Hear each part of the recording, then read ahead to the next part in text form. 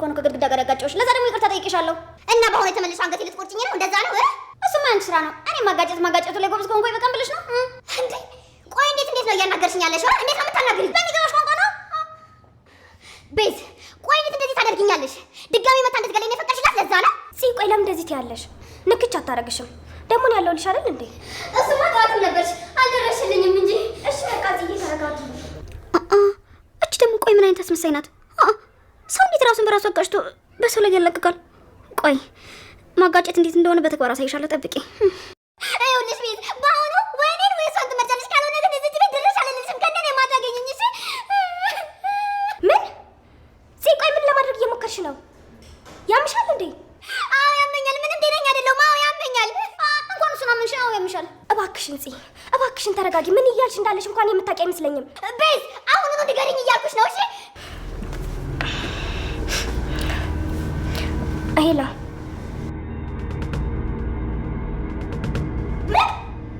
ምን ማለት ነው? ቤዝ ምንድነው የተፈጠረው? ደግሞ ምን ተፈጥሮ ይሆን? እናቱ ምን ወንድሜ ምንድነው? ቤዝ ወንድሜ ምንድነው የሆነው? ከፖሊስ ጣቢያ ነው። እናቱ ታሰረ።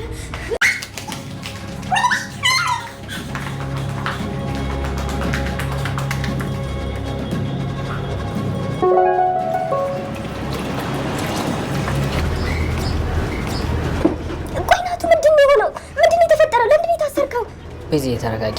እኔ ምን እንደተፈጠረ አላውቅም። ሰው ገለሃል ነው ያለኝ።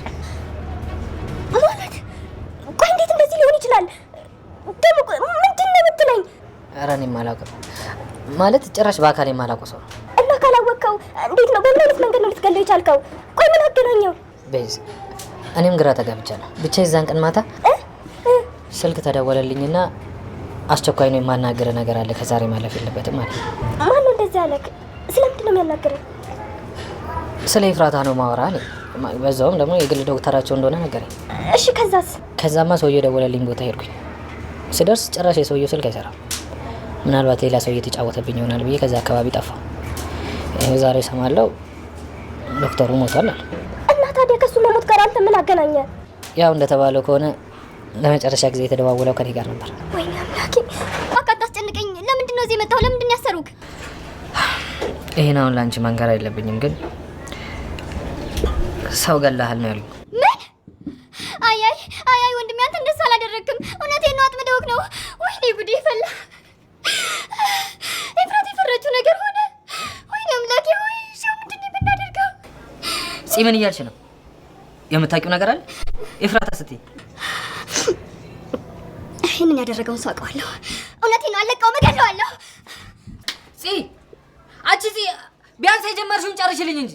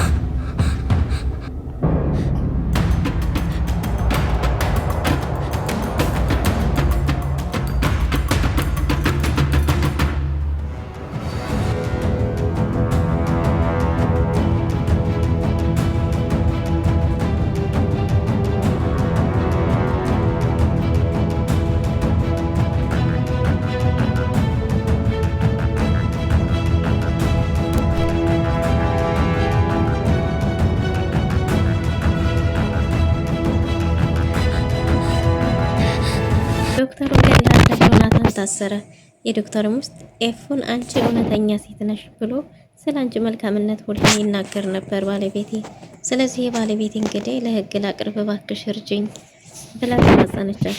ኤፉም በቃ የያፌት እንግዲህ መሆን አወቁት ማለት ነው ብላ ትንሽ ግራ ከተጋባች በኋላ አሁን እንኳን ምንም የማውቀው ነገር የለም፣ ግን አዲስ ነገር ከተገኘና ላንቺ ይጠቅምሻል የምለው ነገር ካገኘው አሳውቅሻለሁ፣ ይቅርታ ለጊዜው ምንም የለኝም ብላ ተናገረች።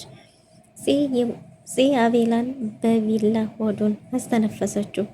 ሰላም ሰላም፣ ውድና የተወደዳችሁ ውድ ቤተሰቦች እንደምን አላችሁ? በያላችሁበት የዓለም ዳርቻ ሰላማችሁ ብዝት ተርፍ ይበል እያልን ዛሬም በአዲስ ወደ እናንተ መጥተናል።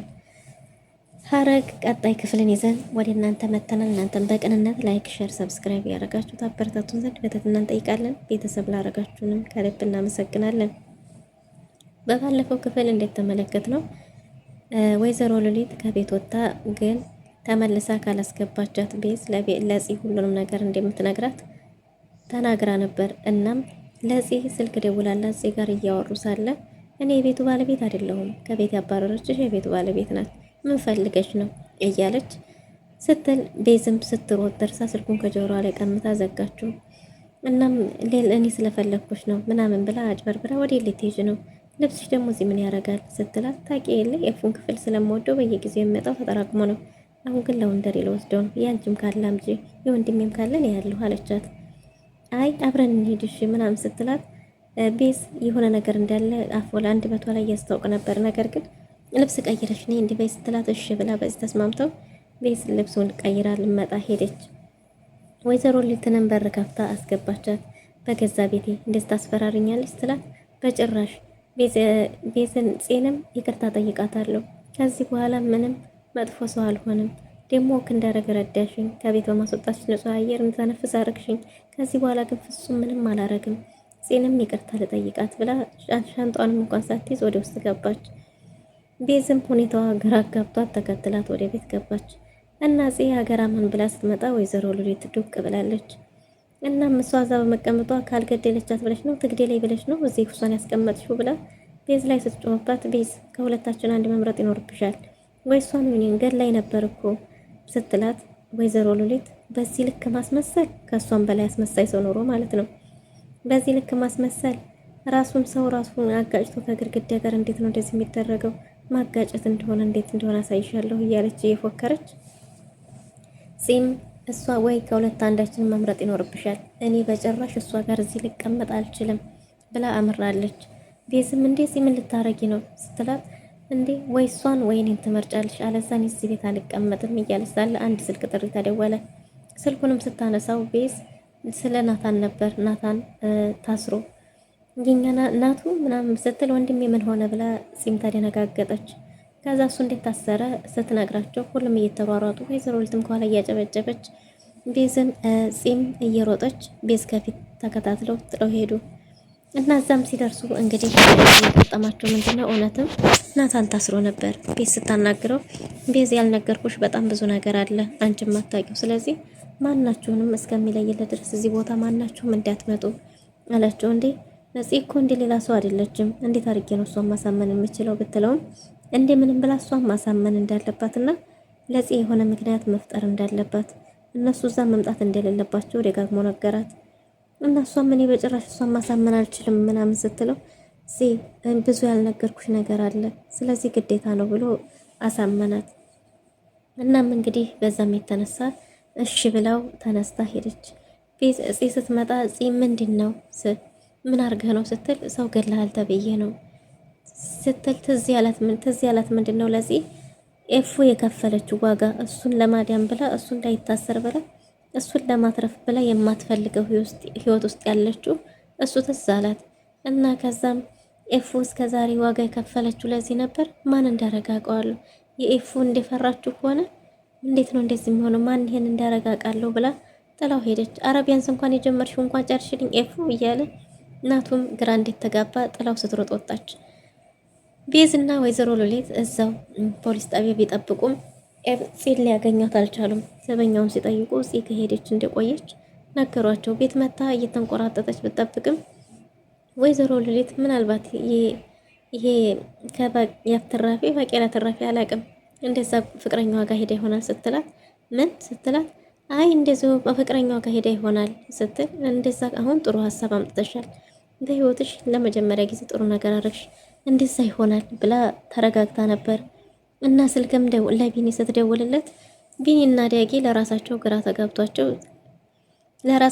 ተጋብቷቸው ገኒ ስለሌለች በፊት የሚጎራረሱትን በሳቅ በጨዋታ የሚበሉትን እያሰቡ ምግቡ ፊት ለፊታቸው ቀርቦ ሁለታቸውም ይተክዛሉ። በዚህ መሃል ነበር ቤዝ የደወለችው ስልክ የጠራው። እና ስልኩንም አንስተው ቤዝ እንደሆነች ሲያናግራት ጽ የለችም እንዲህ በዛት የትሄዳለች? እኔ እኮ ስልክ ስደውልም አታነሳም አንተ ጋር ናት ብዬ ስትለው እሱ ጋር እንዳልሆነች ስልክም እንዳላነሳችለት ነገራት። እና ጥሩ ስሜት ላይ እንዳልሆነች ናታን እንድታሰረ ስትነግረው ቢኒም እጅግ በጣም ተደናግጦ እና የት ትሄዳለች በዛ ታዲያ እንዴት ብቻዋን ታያለች ቢላትም እሷ ቢኒ ናቱን እያናገረችውን የዛ ቁጭ ብዬ እየጠበቅኩ ነበር ስትቀርብኝ ዘበኛው ከሄደች ቆይታለች ብሎ አለኝ አለች። ከዛም በዚህ ሰዓት ብቻዋን መተው አልነበረብሽም እስቲ ደጋግሜ ደውዬ አሳውቅሻለሁ ብሏት በዚህ ተስማምተው ቤዝም ስልኩን ዘግታ እየተንቆራጠጠች ነበር። ቢኒም ግራ ገብቶታል። ዳጊም በጣም ደብሮታል እናቱ ስለሌለች እና በዚህ ሁኔታ ሳሉ አንድ የስልክ ጥሪ ምንድነው በራቸው ተንኳኳ። የነ ኤፉ ቤት በር ሲንኳኳ እናትሽ የለችም እንዴ ብሎ አቤል ሲክለፈለፍ በር ሊከፍት ሄደ። በሌላ በኩል ዲያራና ወንድሟ ናኦል አንድ ላይ ደስ የሚል የትና ወንድም ጊዜ እያሳለፉ ነበር። ከፍቶኛል ብሶኛል ትላለች። ምን ሆነሽ ነው ቢላትም ምላሽ ልሰጥ አልቻለችም። ፍቅር ይዞሻል እንዴ ሲላት የምን ፍቅር ነው አንተ እንዴት አወቅክ ስለ ፍቅር አለችው። ታላቋን እንዴት አናሽ ማለት ነው። እናማች ምን እያልሽ ነው ምናምን ቢላትም እንዴ አንተ ስለ ፍቅር እንዴት ታውቃለህ የምትለው እዚህ ታፈነ እና ስለ ፍቅር እንዴት አወቅክ ብዬ ነው ብለው እና በነገራችን ላይ ብላ ስለ እንደዚሁ አንዳንድ ጥያቄዎችን ማንሳት ጀመረች። አንቺ ባለጌ ዝም በይ እያላት እሷም ደግሞ አየህ አንተ ስለ ፍቅር እንዴት ታውቃለህ ስኔ ስጠይቅህ እንኳን ታፍራለህ እያለች ደስ የሚል ጊዜ እያሳለፉ ነበር። የትና ወንድም የበሩን ድምፅ ሰማች። በር ሲከፈት ስትሰማ ወደ በሩ ጠጋ ብላ መሳቅ ጀመረች። ወንድሜ አትኩልኩለኝ ምናምን እያለች ወንድሟ ጋር እየተደባደበች አይነት ስሜት ምክንያቱም እሷ ከወንድሟ ጋር ሆና እናቷን ለማናደድ አይነት ማለት ነው። እንደዛ እየተሳቀች ነበር። እሱም ግራ ገብቶት ዝም አለ። በጣም ትስቃለች። ወንድሜ የረተው የምናምን እያለች ድምጿ በጣም ነበር እንትን የሚለው እና ወይዘሮ ትዝታም ወደ በሩ ጠጋ ብላ እንደዛ ነው ያንቺንም ጭንቅላት መረዘው እኔ ያውቃለሁ፣ ይሄማ ጠላቴ ልጅ ነው ምን እንደማረግ እኔ ያውቃለሁ እያለች ለበቀል ራሷን እያዘጋጀች ወይዘሮ ትዝታ ቆማ ካዳመጠች በኋላ ወደ መቀመጫው ሄዳ ቁጭ አለች። እና ከዛም በኋላ ናኦድ በዲያራት ሁኔታ ግራ የተጋባው ናኦድ ጠጋ ብሎ እንዴ ምን እያረግሽ ነው እህቴ? በእኔ ተጠቅመሽ እናትሽን ለማናደድ ነው እሷን ለማቃጠል ነው እንዴት እንደዛ ታረጊያለሽ? ብሎ ከበር ውጭልኝ ብሎ ከቤቱ ከክላሱ መንጭቆ አስወጣት። ወይዘሮ ትዝታ መልከት ብላ ዝም አለች። ዲያራም ወዴትም አላለችም። ወደ ክፍሏ ቀጥ ብላ ገባች። እናም ናኦድ ክፍሉ እህቱን በማስገባቱ በጣም ተጸጽቷል።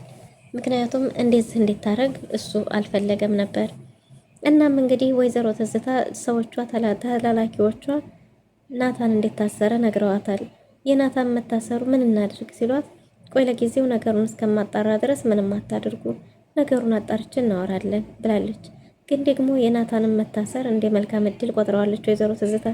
ምክንያቱም ዲያራ መልሳ እኔ ጋር ትመጣለች አስመችልኝ ብላ በዛን ሰዓት ደግሞ የሆነችውን ነገር ሁሉ ትናገራለች። የጥሩ አጋጣሚ ነው ብላ ደስ ብሏታል። በሌላ በኩል ስትሮጥ ሄዳ እና ያፌት ቤት በር አንኳኩታ አቤል ነበር በር የከፈተላት። አቤል በር ሲከፍትላት በያዘችው ቢላዋ ሆዱን አስተንፍሳ ከዛ ኤፉ ሲቀሩ ማን የመጣው ፖሊሶች ናቸው እያለች ስትጠብቅ ሌላ ዱብዳ መጣላት። ምክንያቱም አቤል ከፊት የሚመጣው አቤል ነበር ሆዱን ጨብጦ ይዞ ከፊት ለፊት ሲመጣ አንገቱ ታጥፎ ወገብና ሆዱ አንድ ላይ ሆኖ ደሙን እያዘራ መጣ። ኤፉ በሆነው ነገር ተደናግጣ ግድ ጥርሷን ነክሳ እየተመለከተቻቸው ሳለ ቀጥ ብላ ስታይ ከኋላም ፈቅ ብላ ሲመጣች ትንቀጠቀጣለች። እጇን ቢላውም በደም ደክርቷል። ከዛም እንግዲህ አቤል ፊት ለፊት ሄዶ ወደቀ። አቤል ፂን እያያት ፈገግ ይላል። ምክንያቱም ስለሚወዳት ፂን እያየ እሱ ፈገግ ይላል። ፂ ደግሞ ትንቀጠቀጣለች። ኤፉም የምታረገው ግራ ገብቷት ጥርሷን ነክሳ ዝም ብላለች። ለዛሬ የነበረን ቆይታ ይሄን ይመስል ነበር። በቀጣይ ክፍል እስከምንገናኝ ድረስ ውድና የተወደዳችሁ ላይክ፣ ሼር፣ ሰብስክራይብ ማድረጋችሁን አትርሱ። መልካም ጊዜ